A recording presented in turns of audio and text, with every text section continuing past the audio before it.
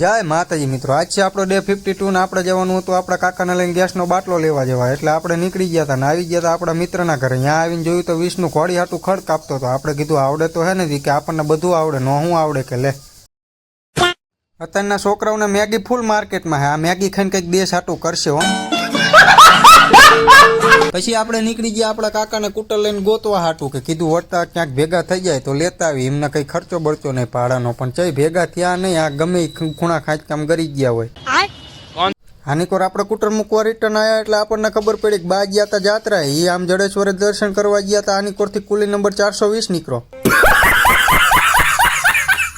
એટલામાં અમારે ઢીંગુની brake fail થઈ ગઈ. ત્યાંથી પછી આપણે આવી ગયા ગલ્લે, કેમ કે આપણે જવાનું હતું ચોટીલા સેવા કરવા બધા માણસોની. પછી થોડીક વાર થઈ તો આવી ગયા કુલદીપભાઈ આપણે હેલિકોપ્ટર લઈને. ગંભુ કાકા વાંહે ઊભા હતા. એ તે પાછા 2 આંગળી દેખાડવા માંડ્યા કે 2 વાગે જવાનું.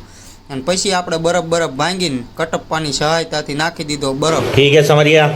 પછી અમે બધા હેલિકોપ્ટર ચાલુ કરીને નીકળી ગયા સેવા કરવા જવા. એટલામાં કુલદીપભાઈ ઉપર પદુભા ગરમ થઈ ગયા. સામું જોઈને હાંકને ત્યાં તો આપણી નજર પડી જાય ગીરી ઉપર. એ ગાડી લઈને આવ્યો હતો એટલે આપણને ઈચ્છા થઈ જતી રોલું પાડવાની.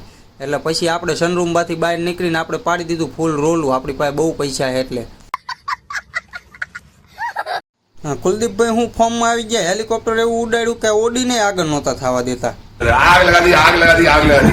હાલો તારે અમે કરી નાખી સેવા. તમે ફોલો કરતા જઈજો. આજના વ્લોગમાં આટલું જ તે. મળીએ કાલે. જય માતાજી.